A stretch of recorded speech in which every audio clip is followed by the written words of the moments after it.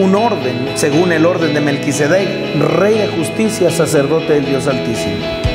Y que nos lleve a lo que es ser llenos del Espíritu Santo y comenzar a hablar con denuedo. Y que aun cuando el enemigo no tiene ninguna potestad sobre la iglesia, porque ya fue vencido, para reconocer este atributo, porque si ustedes siguen leyendo también nos habla de otro discípulo o de otro líder. 14, sino vestíos del Señor Jesucristo y no proveáis para los deseos de la carne. Ahí subrayelo, está pronunciado.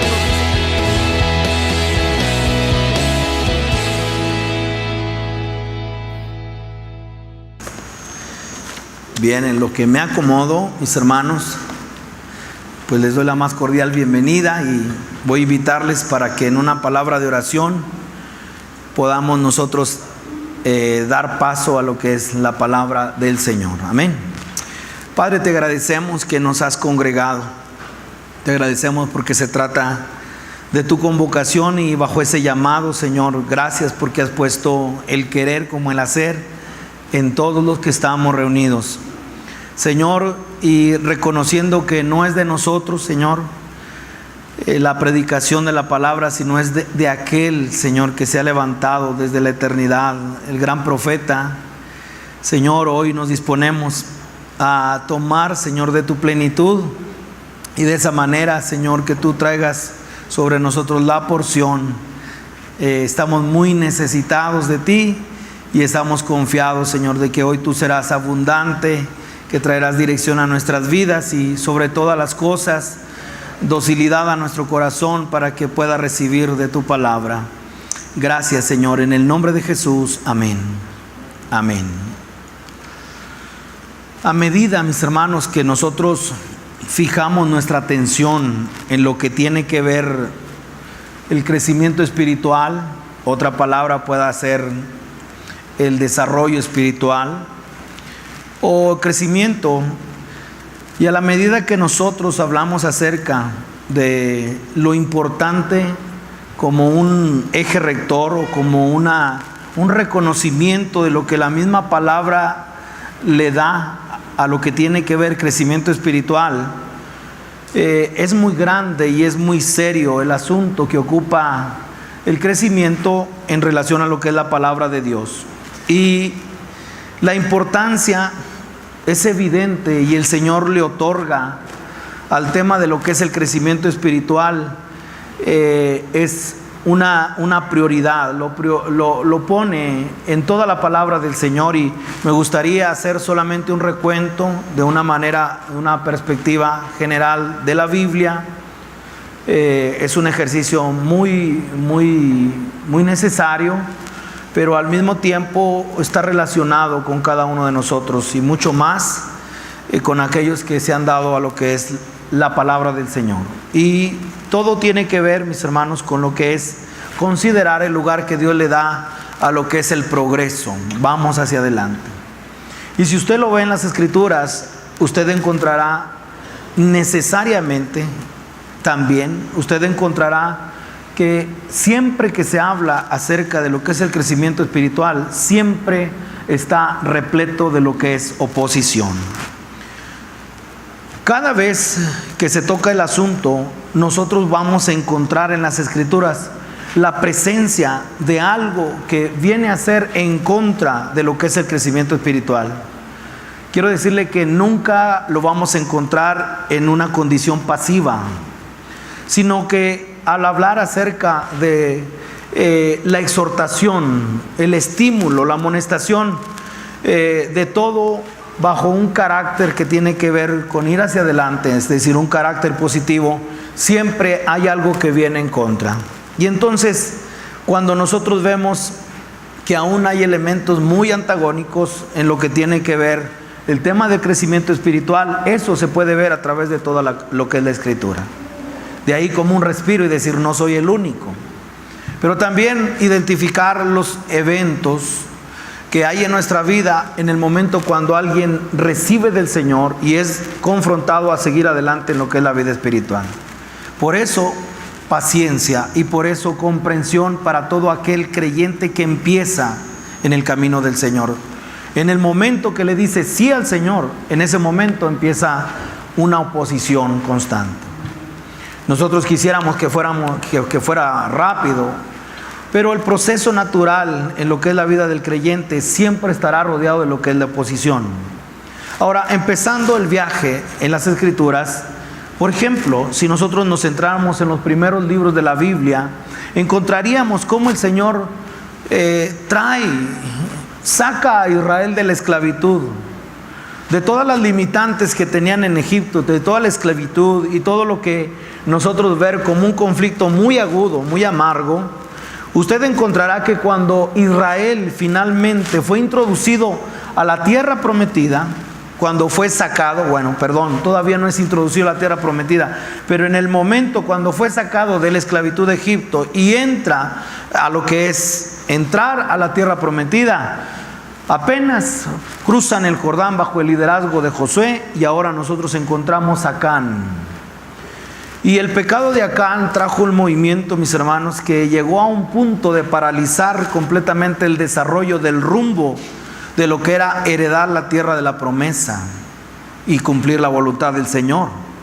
Y entonces usted pueda ver cómo este acontecimiento, hablando de tomar una porción prohibida y que inmediatamente se maldice a todo el campamento, y que el Señor lo ve no como el pecado de un hombre ni de una tribu, sino de el pueblo del Señor, nos deja ver cómo la parte de lo que es el crecimiento y el desarrollo espiritual siempre presenta lo que es oposición.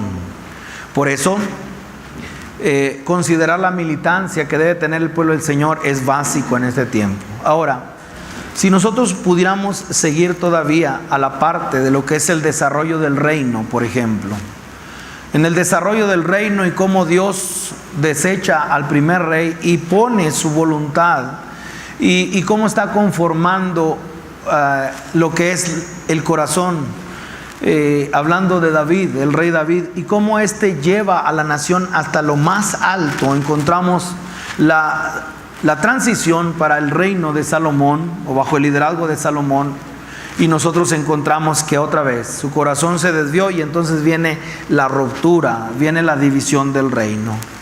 Entonces podemos ver a través de las Escrituras en el Antiguo Testamento, siempre que alguien se propone ir en pos del Señor, siempre habrá oposición. Por eso, si alguien no entiende lo que es formación y proceso, entonces seguramente va a abortar la misión, seguramente se va a desviar, o simplemente diciendo esto no es para mí. Si nosotros avanzamos al Nuevo Testamento, y cuando Dios trajo a su Hijo al mundo, y este fue un movimiento, un gran movimiento hacia la plenitud espiritual. Imagínense el Verbo encarnado, hablando acerca ya no de figuras y ya no hablar acerca de algo, un conocimiento anticipado solamente, sino ahora la realidad del Salvador del mundo. En otras palabras, ahora se dirige a una plenitud espiritual como nunca, y encontramos apenas se da la anunciación y encontramos la oposición a través de los reinos. En este caso Herodes manda matar a todos los niños 2 años hacia abajo, y no solamente eso, sino ahora el prejuicio que tenían los judíos, eso toma nota del hecho de cómo siempre que hay prejuicio, esta será definida como una puerta cerrada, no se puede avanzar. Por eso, si hay algo en lo cual nosotros podemos ver por lo menos estas dos oposiciones, hablando acerca del reino satánico, hablando de Herodes, pero también del reino religioso, o del aspecto religioso, no reino, sino el aspecto religioso. En todo lo que tenga que ver progreso espiritual siempre será un choque. Cuando alguien se propone ir, mis hermanos, cuando el Señor le da a una vida poder ir hacia adelante, es imprescindible que nosotros podamos ser librados de lo que es la oposición. Avanzando, total, viendo el progreso todavía, y cuando llega el día del Pentecostés, es decir, el Señor toma su naturaleza, retoma lo que es su naturaleza digna de ser espíritu, y entonces la ascensión. Y bajo la promesa del Espíritu Santo tienen que esperar 120 y esperar un periodo considerable en días, el libro de los Hechos creo que menciona cuánto fue el tiempo que el Señor estuvo anunciando después de su resurrección, lo que era el mensaje del reino.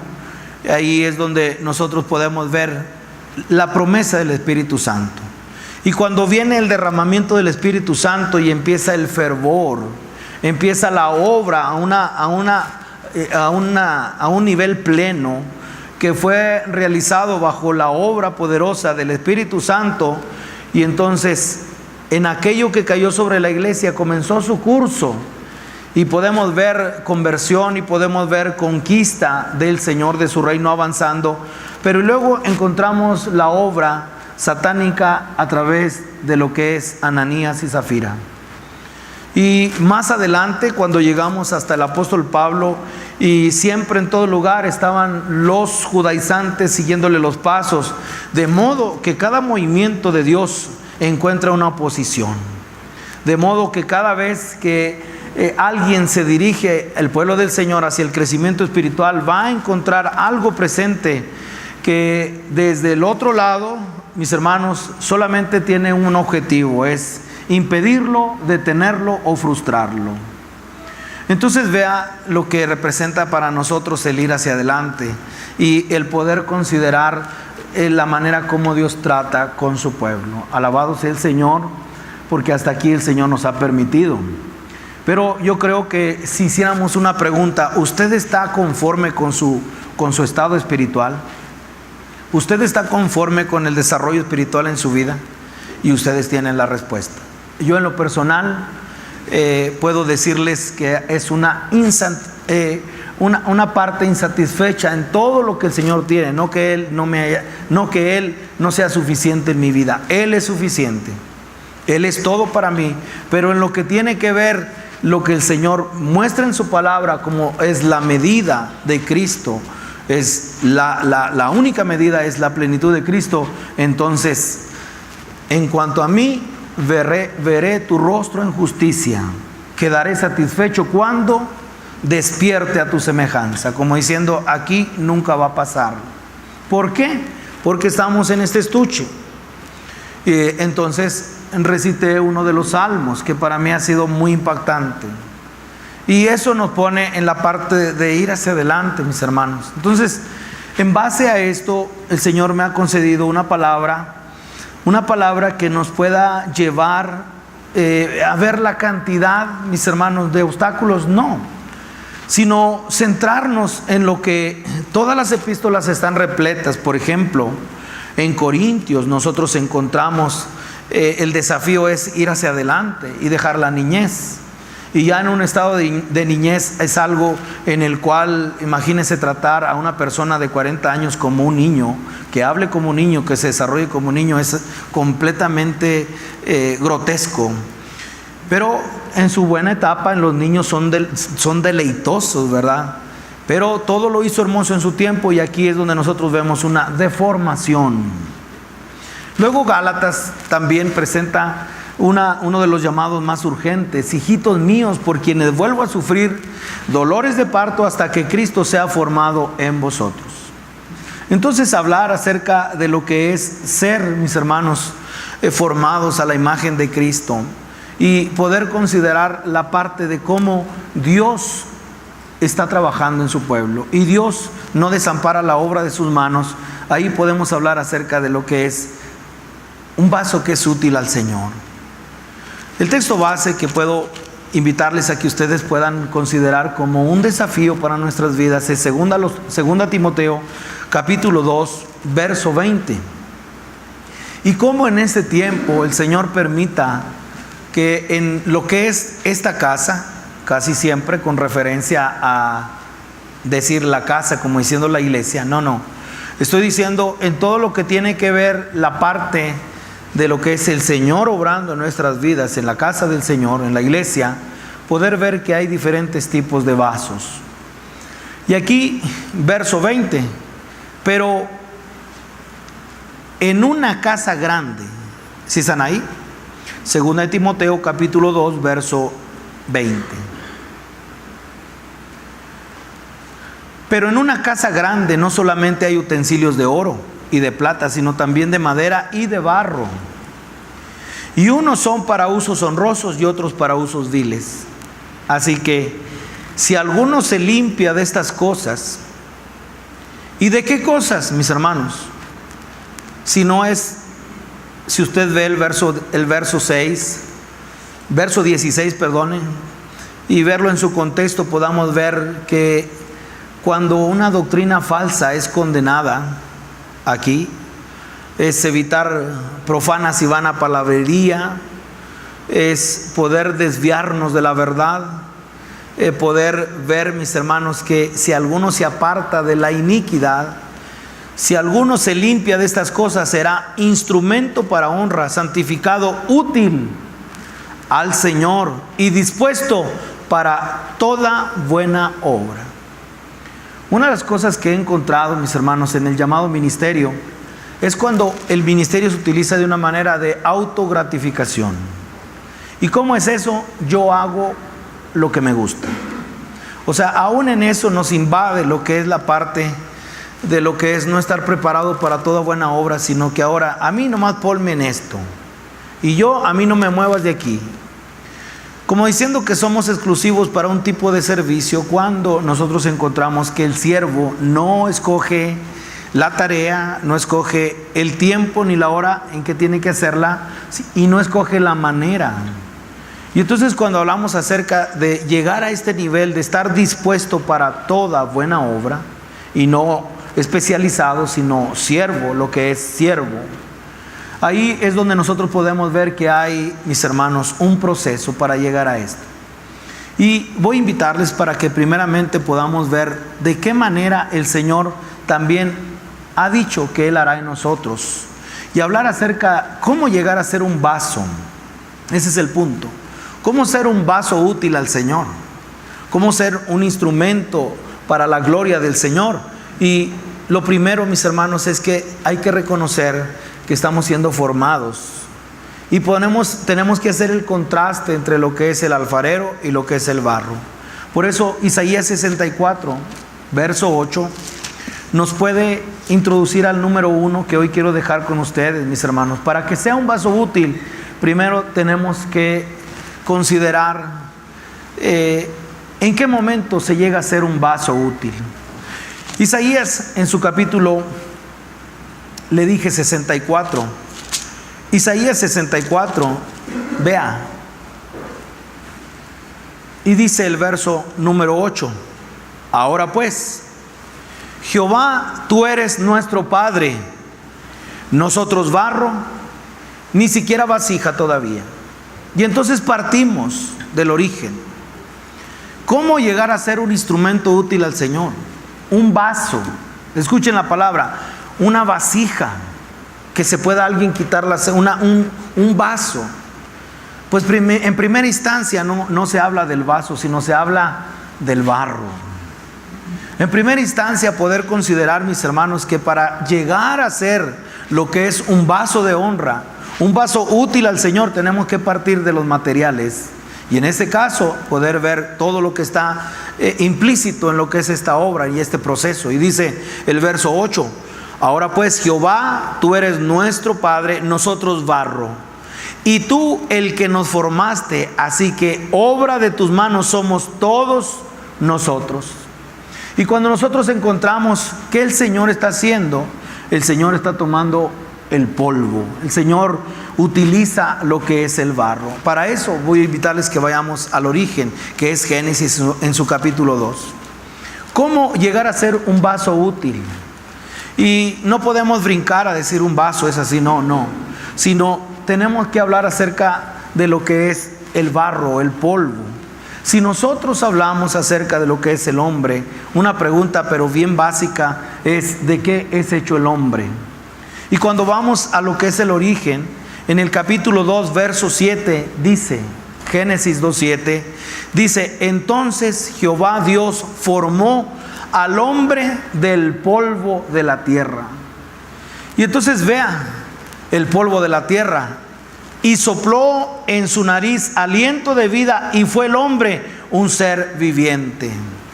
Pero si usted se queda en la primera parte del verso, usted encontrará que hablando acerca de un vaso útil, primeramente tenemos que hablar acerca de lo que es el polvo. Ahora, aquí es donde quisiera que pudiéramos ver que antes que el hombre existiera, Dios, antes que el hombre existiera, ya el Señor tiene un diseño y tiene un plan. Pero cuando nosotros le quitamos el soplo, si usted le quita el soplo, el aliento de vida a esta forma, a este barro, solamente queda una apariencia. Y es que eso es lo que es el hombre. El hombre sin Dios es una mera fachada. El hombre sin Dios viene a ser solamente una apariencia. Sin el soplo de Dios, el hombre es polvo. Y entonces el reconocimiento de los salmos es impresionante, mis hermanos, de cómo los hombres del Señor en tiempos de dificultad, acuérdate que somos polvo. Es decir, acuérdate que somos nada. Y si nosotros pudiéramos echar el vistazo a cómo el Señor ve las naciones, es como el polvo en la balanza. Y cuando hablamos acerca del polvo, el polvo sin el soplo no sería nada. El polvo sin el soplo, mis hermanos, no tendría alma viviente. Y es ahí donde nosotros empezamos a ver qué es lo que Dios toma para hacer un vaso. Dios toma lo que no es para hacer algo. Dios toma nada para hacer algo. Y cuando nosotros hablamos acerca de lo que es llegar a lo que es un vaso útil, una vasija, un vaso para el Señor de honra, necesitamos considerar las características del polvo. Si usted ve aquí, el Señor sopló en él espíritu o aliento de vida y fue el hombre un ser viviente. De aquí hay algo que tenemos que considerar. Los materiales ya existen. Eso es importante. En el desarrollo de esta palabra solamente consideré lo que estoy diciendo, es solamente tomar polvo que ya hay, el material existente, y darle forma. Pero en la misma forma, si no es el soplo, entonces un aparador, entonces alguien que solamente tiene apariencia. Pero ahora nosotros podemos ver que el Señor puso alma, fue el hombre un ser viviente, y de ahí es donde usted y yo podemos considerar una cosa: ¿qué sería un hombre sin Cristo? Porque ahora, imagine, ¿cómo podemos nosotros reconocer lo que es el polvo? Capítulo 3. El hombre decidió alejarse del Señor, el hombre decidió tomar el rumbo del autoconocimiento, el hombre decidió tomar del árbol o del fruto del bien y del mal, de la ciencia del bien y del mal, y entonces se alejó del Señor. En ese momento, mis hermanos, podemos considerar que fue muerto. Y ahora usted pueda considerar solamente lo que es un armazón exterior, un cuerpo físico. Sigue vivo, continúa existiendo, pero en el interior hay muerte, en el interior hay vacío, en el interior hay un desierto. Y entonces ese polvo, mis hermanos, sin esa agua de vida, al barro quítale el agua y se hace duro. Entonces, hablando acerca de lo que es la elección del hombre, para que nosotros sepamos realmente qué es el hombre y que cómo llegar a ser una vasija, un instrumento del Señor, primeramente reconocer el material. Y cuando el hombre decidió, mis hermanos, desobedecer al Señor, dejar la obediencia del camino de la fe y entró bajo lo que es obedecer, desobediencia, en otras palabras, obedecer a la serpiente, desobediencia al Señor. Entonces ahora vea la condición del polvo. Y de aquí quizás sean características del polvo. Estoy diciendo un hombre sin Cristo. Estoy diciendo solamente el armazón. Estoy diciendo alguien que solamente, mis hermanos, es un cuerpo físico, sigue viviendo, sigue comiendo, sigue trabajando, pero por dentro está muerto. Muerte espiritual. Capítulo 3, verso 19. Esta es la primera característica que veo del polvo sin Cristo. El hombre sin Cristo. Polvo eres. Y el hombre sin Cristo tiene una característica: no hay propósito de Dios en esa vida. No hay propósito de Dios. El hecho que nosotros queramos forzar y decir Dios tiene grandes cosas para ti, Dios tiene un propósito muy grande para ti, hablar de una vida sin Cristo, en Cristo no hay propósito. Y va lo que dice el verso 19, 3:19. Con el sudor de tu rostro comerás el pan hasta que vuelvas a la tierra, porque de ella fuiste tomado, pues polvo eres y al polvo volverás. Acuérdate que somos polvo. Una vida, un hombre sin Cristo no tiene propósito. Y entonces vea un ciclo: nacer, reproducir, crecer, morir. Y del polvo, y ahí otra vez va, sin propósito. La muerte no le alabará, el sepulcro no le alabará nunca. Entonces, una vida sin el Señor, usted puede ver, no hay propósito. Lo segundo que encontramos es alimento para la serpiente. Esto sí que puede dar miedo, porque cuando hablamos acerca de realmente las características del polvo, capítulo 3, verso 14, ahora, ¿a alguno le gustaría ser el bocadillo de Satanás? Pues el hombre sin Cristo, mire lo que hace, verso 14: y Jehová Dios dijo a la serpiente: por cuanto esto hiciste, maldita serás entre todas las bestias y entre todos los animales del campo. Sobre tu pecho andarás y polvo comerás todos los días de tu vida. Y entonces vea habitación de demonios y poder considerar todo lo que la palabra habla acerca de qué se alimentará todo esto, si no es hablar acerca del pecado. Entonces, características del polvo: no hay propósito de Dios, es alimento para la serpiente. Escuche, no tiene conocimiento de Dios. Pero antes de eso, vaya conmigo a Isaías en el capítulo 29. Y encontré, mis hermanos, también en las Escrituras, cómo el polvo está relacionado con lo que es la perversidad. ¿Cómo lo dijo el mismo Isaías? Isaías lo puso en los primeros capítulos y él dijo: nada sano hay en mí. Y como lo dijo de esta manera: desde la planta del pie hasta la cabeza no hay en él cosa sana, sino herida, hinchazón y podrida llaga. La manera como el profeta definió a la nación, al hombre. Entonces, en el capítulo 29, vea cómo el polvo está relacionado con lo que es la perversidad. Verso 16, 29, 16: el hombre sin Cristo, muerto en delitos y pecados. Isaías 29, verso 16: vuestra perversidad ciertamente será reputada como el barro del alfarero. Y de ahí todas las siguientes preguntas que hace para llegar al punto es, mis hermanos, cuando un hombre se mantiene sin el Señor, como polvo, no tiene conocimiento de Dios. Y vamos a ver uno de los clásicos en el libro de los Hechos, en el capítulo 26. Hechos capítulo 26. Y vamos ahora a referirnos cuál es el proceso para que alguien deje de ser polvo y se convierta en lo que es. Deje de ser barro y se convierta en un instrumento del Señor. Un instrumento en las manos del Señor, un instrumento útil. Hasta aquí no hemos hablado acerca del vaso, pero a partir de aquí hay una transición. A partir de aquí hay una transición para que nosotros podamos ver en qué momento alguien se convierte y deja de ser polvo y barro y se convierte en un instrumento, en un vaso.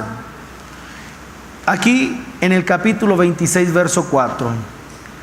La característica del polvo, mis hermanos, es que no tiene conocimiento de Dios.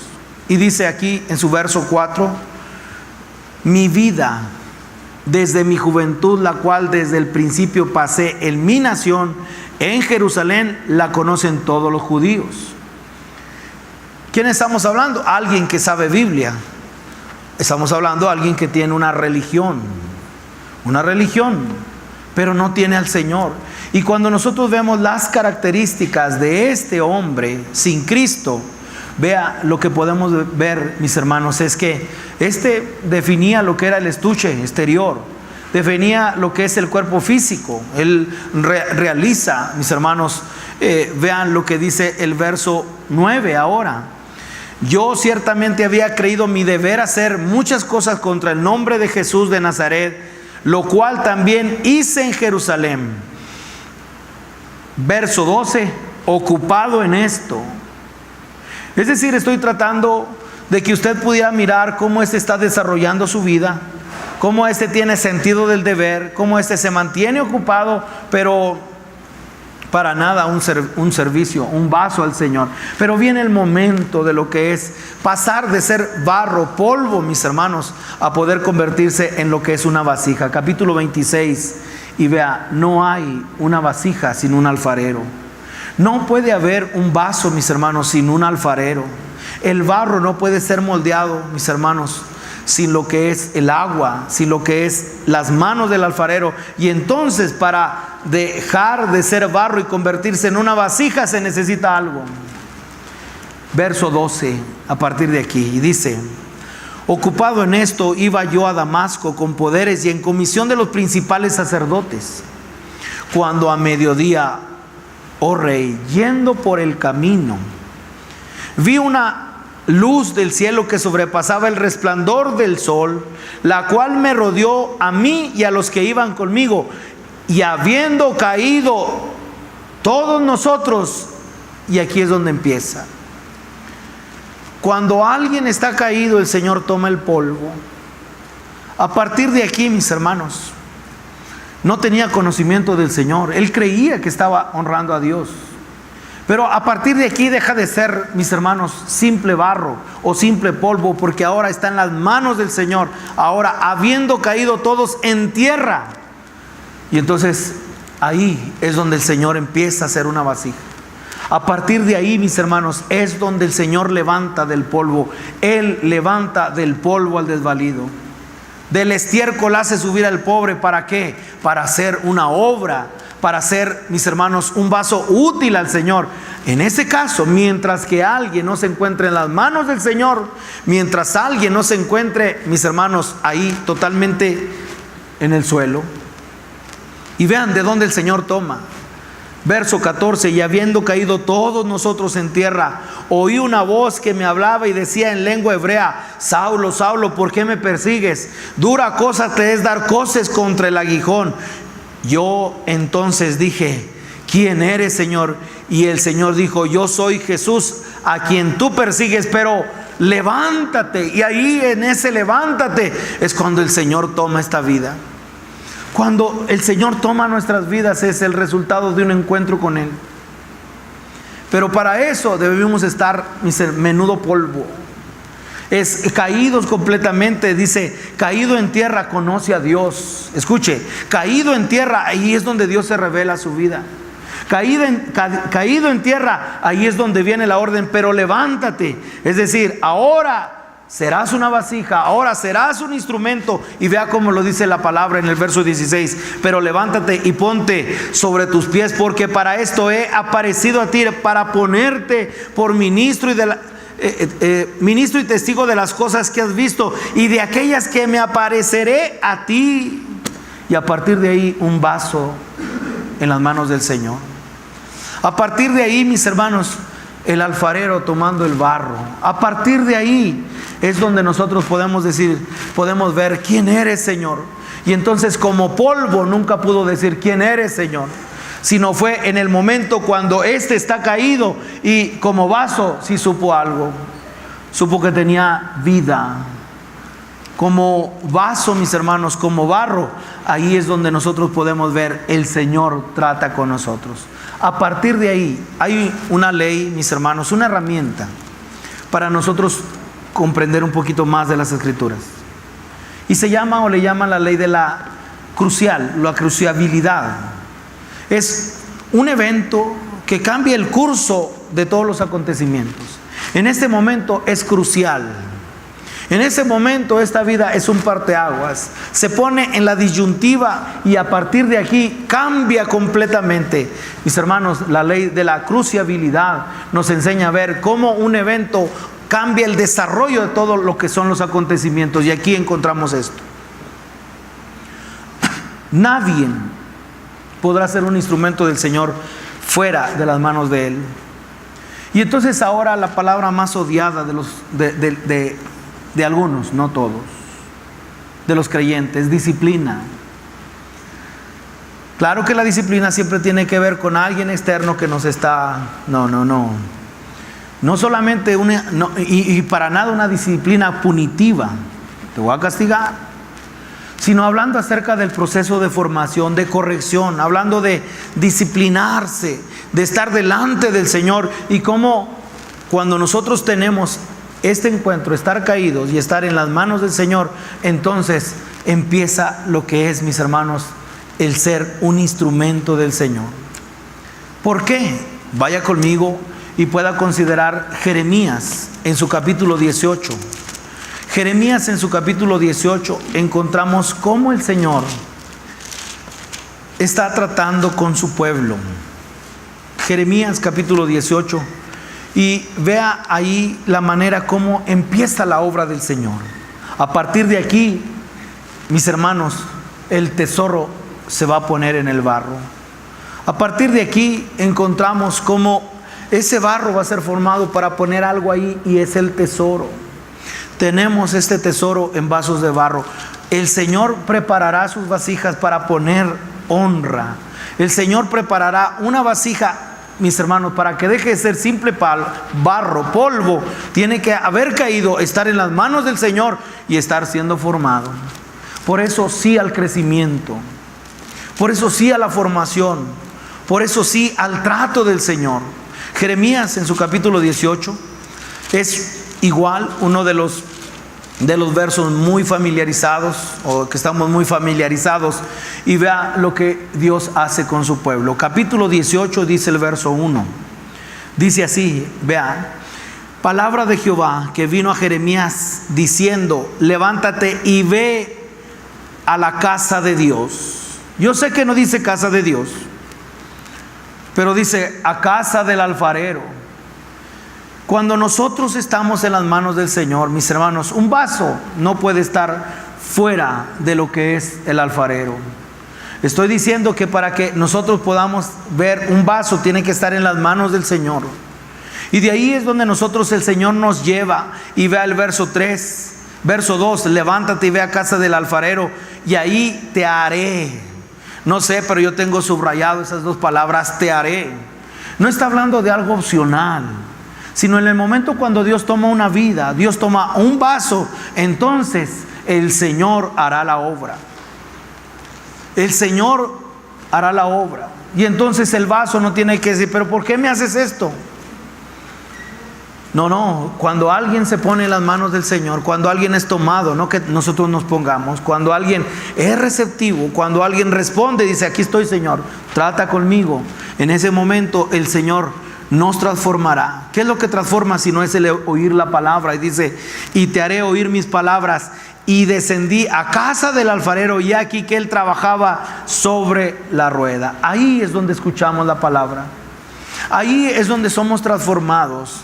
Allí en la rueda es donde el Señor empieza a trabajar en su iglesia. Seguramente para algunos sea una palabra muy elemental, amén. Pero no olvidemos y poder ver que parte muy esencial de lo que tiene que ver el progreso espiritual es persistir. Es no dejar, mis hermanos, no dar las cosas por hecho, sino es seguir en lo que es la permanencia, el arraigo. Y cuando hablamos, mis hermanos, de lo que es, ¿qué es lo que Dios hace? Verso 4. ¿Saben una cosa? Algo que he entendido a través de los años, mis hermanos, es cuando alguien entiende soberanía del Señor, está del otro lado.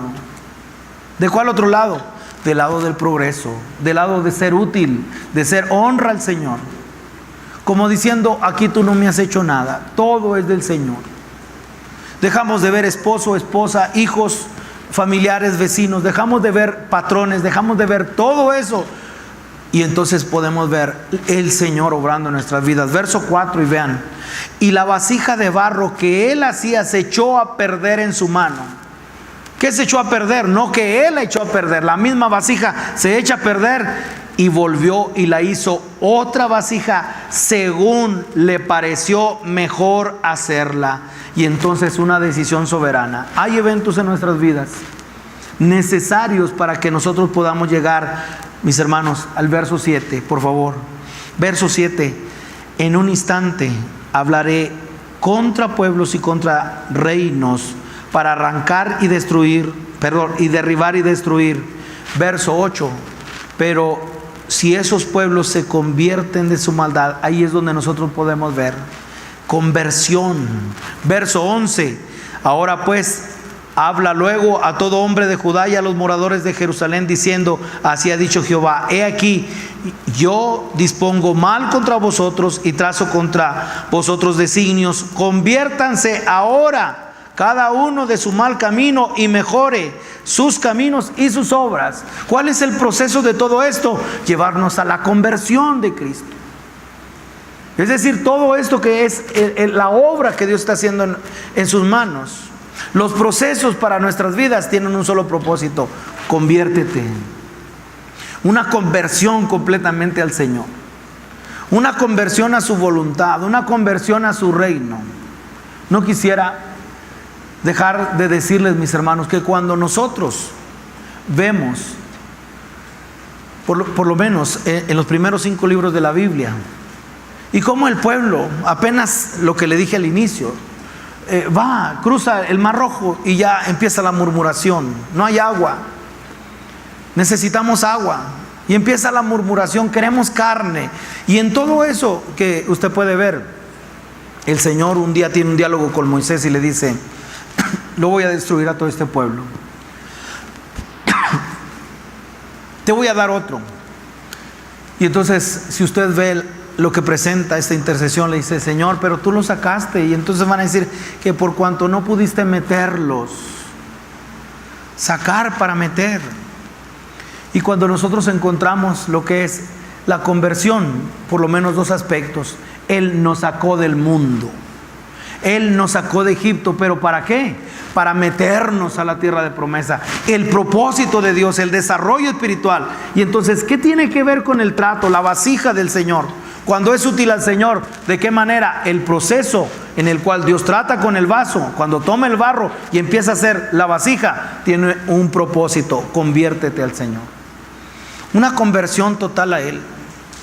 No ser simpatizantes, decimos nosotros, sino es convertido completamente al Señor. Mis hermanos, a través también de lo que el Señor me ha mostrado en las Escrituras, le puedo decir que las maneras más efectivas en el trato del Señor tienen que tratar con un objetivo. ¿Sabe cuál es el objetivo de todo esto? El objetivo de todo esto, en lo que tiene que ver el trato del Señor, es el siguiente: desarrollar desconfianza en nosotros mismos. Escuche, es contrario a lo que hoy se dice: tú puedes, tú eres el campeón, tú vas a lograrlo. Está muy en desacuerdo a lo que hoy se pueda manejar desde sus lugares, quizás. Ya no hablar acerca de la corriente del mundo, sino la parte es: tú puedes hacerlo. Le quiero decir, de acuerdo a las Escrituras, que es el trato más efectivo que Dios trata con un vaso: es: no eres de fiar. Cuando uno llega a ese conocimiento, dice: no, confiar. Yo me resulta a veces irónico para mí, sarcástico para mí, en el hecho: hermano, hable con él para que cambie. Y yo por dentro: pues si no puedo cambiar ni yo, imagínate, quieres que cambie a otro. Y cuando nosotros vemos, mis hermanos, el objetivo más efectivo en el trato es desarrollar desconfianza en nosotros mismos, como diciendo: este no es de fiar. Y esto lo voy a entender en el tercer punto, pero antes, mis hermanos, quiero que vea cómo Dios tiene maneras muy efectivas. Enfermedades. El Señor utiliza la enfermedad muchas veces para que nosotros podamos reconocer: Él está tratando conmigo. Job capítulo 10, verso 8. Yo creo que cuando nosotros consideramos esto, mis hermanos, llegamos al punto de decir: Señor, hazme un vaso de honra. Pero todo esto bajo un objetivo: la conversión. Job capítulo 10, y dice el verso número 7: aunque tú sabes que yo soy impío y que no hay quien de tu mano me libre. A manera de pregunta, que empezó desde el verso 5, verso 8 ahora: tus manos me hicieron y me formaron. Pero luego el conflicto interno: y luego te vuelves y me deshaces. Acuérdate que como a barro me diste forma y en polvo me has de volver. No sé si usted pueda ver la situación, pero estamos hablando de un hombre enfermo. Estamos hablando de alguien que está completamente desahuciado, despreciado. Y entonces ¿acaso me vas a dejar así? Y de ahí es donde nosotros podemos ver cómo en el quebranto poder considerar que el Señor está obrando en nuestras vidas. Verso número 10: no me vaciaste como leche y como queso me cuajaste. Me vestiste de piel y carne y me tejiste con huesos y nervios. Y vea la promesa: vida y misericordia me concediste y tu cuidado guardó mi espíritu. En todo eso, mis hermanos, Dios tiene maneras muy esenciales. En el caso de Job, el Señor le pone enfermedad. ¿Y sabe cuál es el problema de Job? Job defendía su integridad. El problema de Job es que él sabía que era íntegro. Y entonces, mientras que él no dejara eso, mientras que el Señor no pudiera darle la lección, tú no eres de fiar, Dios quiere desarrollar desconfianza en nosotros mismos a través de los tratos.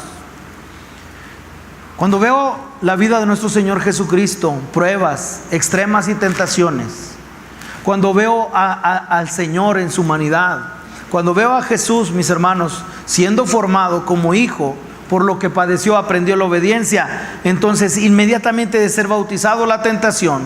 Y de ahí podemos ver varios personajes, mis hermanos, que Dios nos deja ver que David cometió el pecado con Betsabé. Salomón no pudo con todo lo que fue el poder, la prosperidad. Pedro le negó. Pablo, para que no se enalteciera, un mensajero de Satanás le fue provisto. Y de ahí es donde nosotros podemos ver, mis hermanos, Dios está tratando con nosotros. Termino. Número 3. Llevo 2 cosas. Primero es definir lo que es el polvo. Para que el Señor llegue a ser una vasija, tiene que tomar ese polvo de la tierra, tiene que estar caído y levantado por el Señor, y entonces aceptar el propósito de Dios, aceptar el trato de Dios para nuestras vidas. Pero ahora, cuando el tesoro es puesto en este vaso, esto sería el número 3. Cuando es un vaso útil para Dios, cuando llegamos al punto, mis hermanos, el Señor haciendo en nuestras vidas, y es un vaso para honra. De aquí quiero que podamos nosotros situar en el Salmo 51. Salmo 51.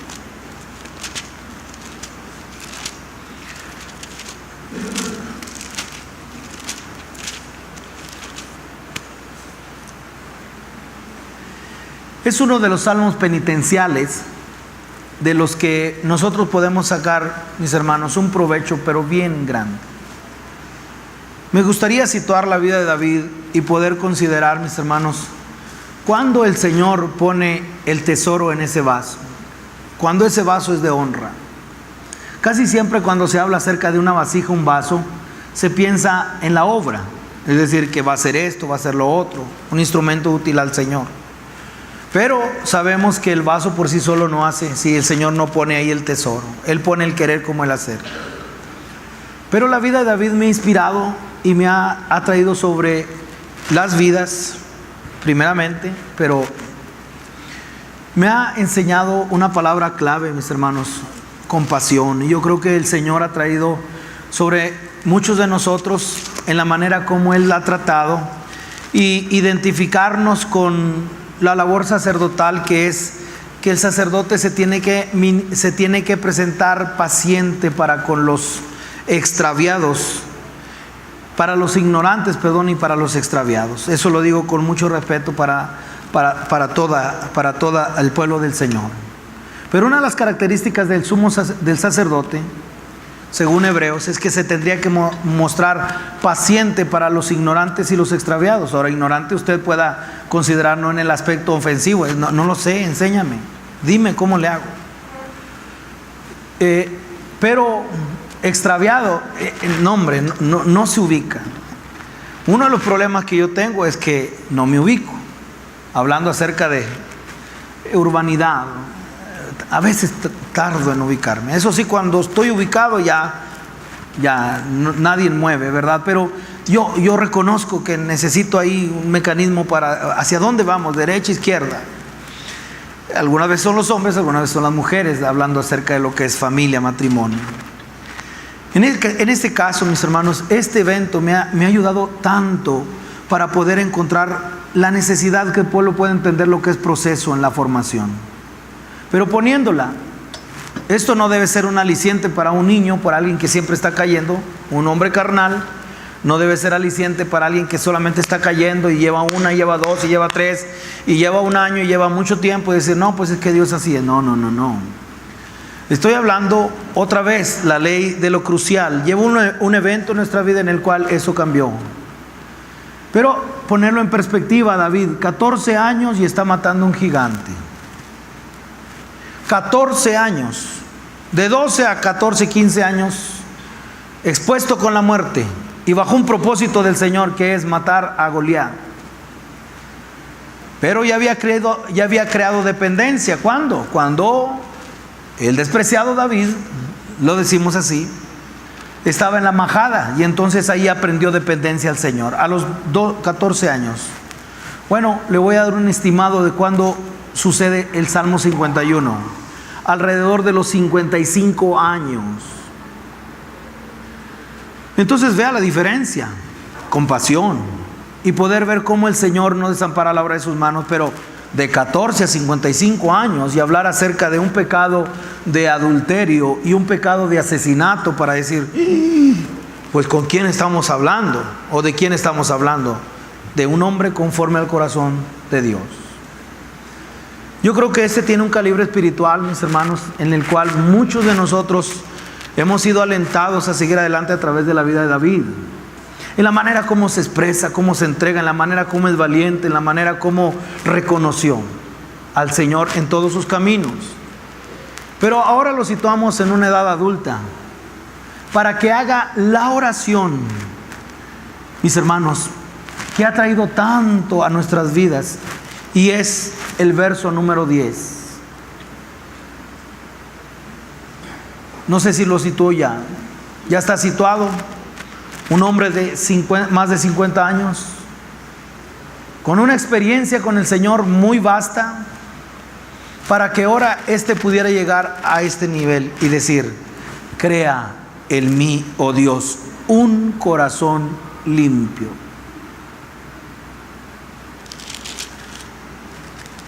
Voy a dejar que se asiente.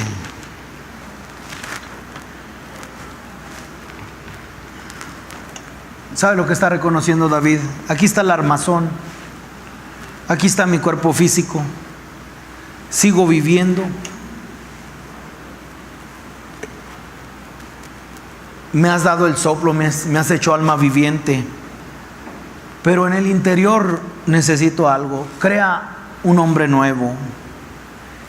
Esa palabra, mis hermanos, para mí es muy desafiante. ¿Por qué? Esa palabra es muy desafiante porque vea las dos cosas que pide. Crea en mí, oh Dios, un corazón limpio. Crea en mí, oh Dios, un corazón limpio. Y entonces da lugar a lo que es el hombre interior. Esta obra solamente pudo ser por el poder de Dios, y es la que Dios hace en nuestras vidas. Aquí, mis hermanos, no es agarrar de los materiales existentes. Aquí es de lo que no existe, de lo que no hay. Aquí no es agarrar el lodo, el barro y mis hermanos, formarlo.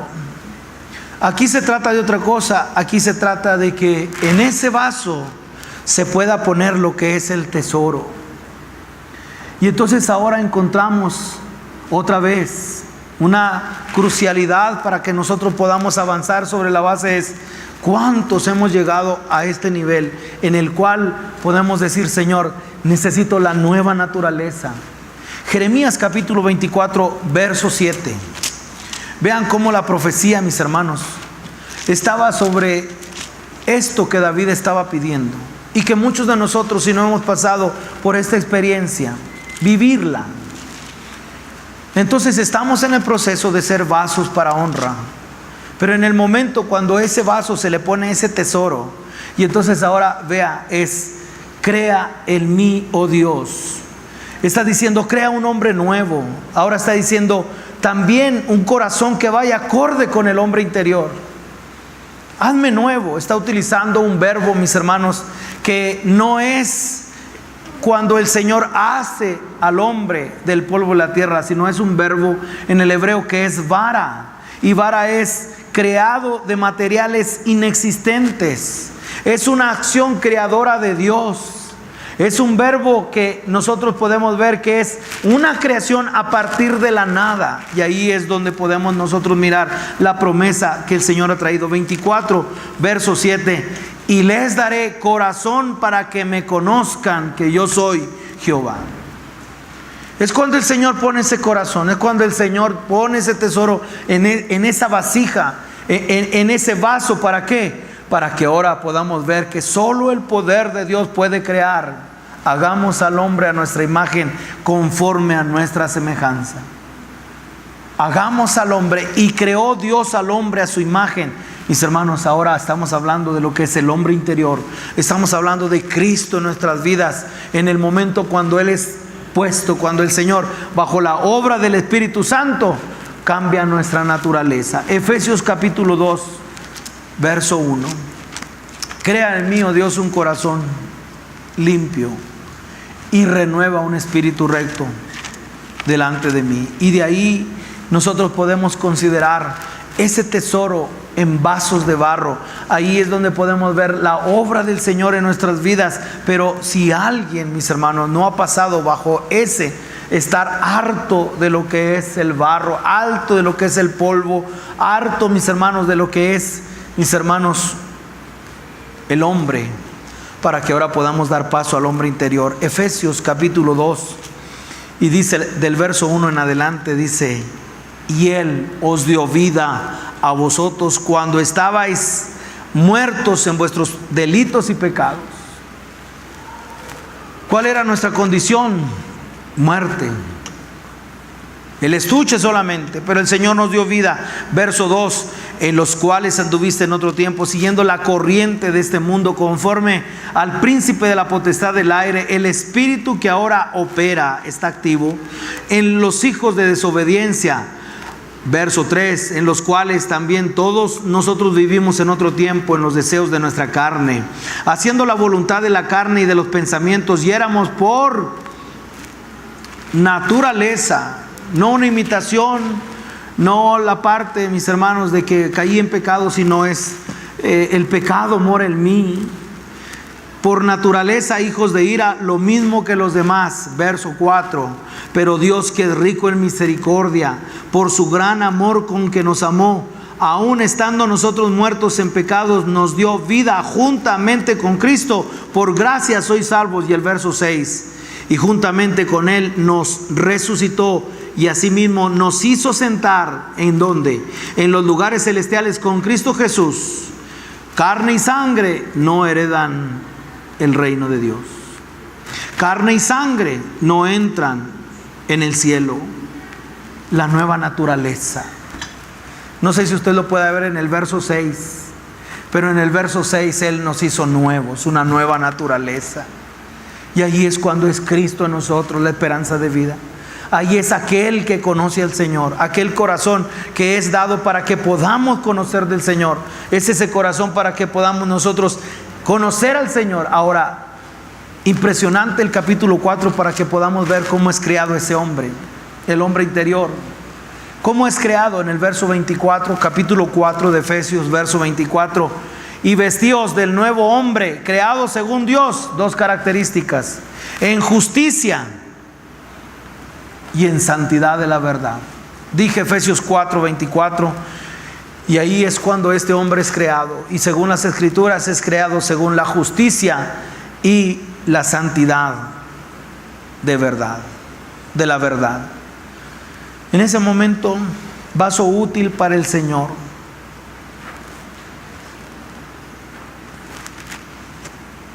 Job capítulo 14, verso 4.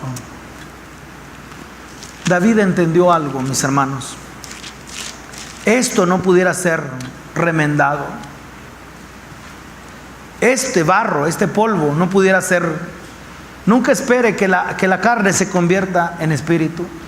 Escuche, nunca espere que la carne se convierta en espíritu. Son dos naturalezas. Nunca se unirán.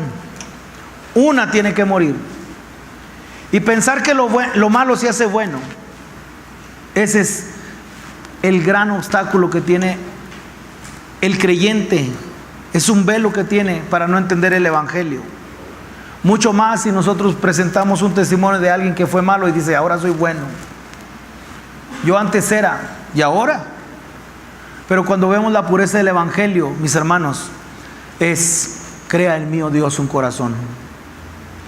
Si alguien está pensando que se va a terminar con sus malos pensamientos, que va a dejar de ser tentado, y dicho también en la parte del polvo y de la debilidad, que va a dejar de caer, está muy equivocado. Estamos hablando de una naturaleza diferente. Estamos hablando que cuando el tesoro, el hombre interior, se pone en esa vasija, es un vaso útil al Señor. ¿Y por qué? Vean lo que entendía Job, capítulo 14, en su verso 4. Pregunta, Job 14:4. ¿Quién hará limpio a lo inmundo? Nadie.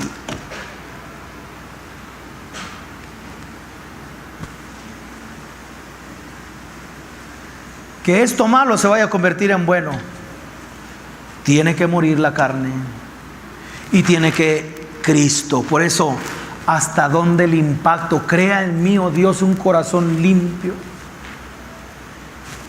y renueva un espíritu recto delante de mí. Pero por eso la palabra dice, si entre sacares ¿qué? Lo precioso de lo vil, no la inversa. No sacar de lo vil lo precioso, nunca se puede. Por eso cuando nosotros vemos, mis hermanos, es cuando ese tesoro cae en esa vasija. Cuando nosotros sabemos que es el Señor y no nosotros. Cuando alguien sabe que esto no se va a convertir en bueno. David lo entendió. Le tardó varios años para llegar y decir, crea en mí, oh Dios, un corazón limpio. A partir de ahí, mis hermanos, a partir de ahí el reino se consolida. A partir de ahí, mis hermanos, la unidad. A partir de ahí el Señor haciendo una obra muy especial en la vida de este hombre. A partir de ahí. Por eso cuando nosotros encontramos cruciabilidad, cuando hay un evento crucial en nuestras vidas, cuando alguien sabe que ha sido tomado de la tierra, cuando alguien sabe que está en las manos del Señor, y cuando alguien dice, Señor, crea en mí, oh Dios. Yo quiero invitarles para que hoy podamos agradecer al Señor su trato para nuestras vidas y poder decir, Señor, aquí estamos. Señor, delante de tu presencia es que estamos, y no olvidando una cosa, mis hermanos, no olvidando, tú eres nuestro Padre y nosotros somos el barro. Nunca olvidemos que el Señor está trabajando en su iglesia. Y ahora docilidad, ahora la parte en la cual cada uno de nosotros pueda venir en esta hora delante del Señor y decir, Señor, crea en mí un corazón limpio, renueva un espíritu recto delante de mí. Oremos. Padre, te queremos agradecer tu obra en nuestras vidas. Estamos reconociendo, Señor, que el barro por sí mismo, Señor, no hay propósito. El barro por sí mismo, Señor, no tiene conocimiento de ti.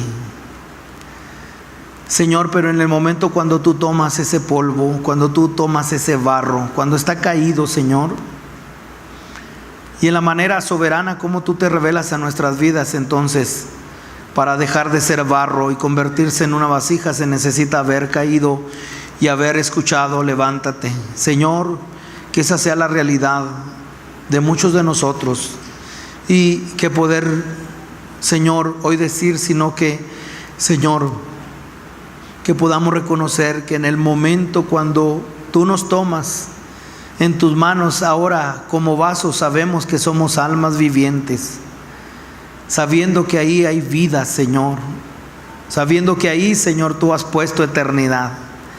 Y ahora bienvenido tu trato. Y ahora, Señor, llévanos a la casa del alfarero. Sigue obrando en cada uno de nosotros y no olvidamos, Señor, el momento crucial en el cual hemos de decir: crea en mí, oh Dios, un corazón. Crea en mí, oh Dios. Señor, que de todo lo que no, Señor, no puede ser tomado de materiales existentes, sino que pueda ser tomado, Señor, de lo que tú mismo, Señor, en tu poder y en la obra de tu Santo Espíritu creaste los cielos y la tierra de la nada.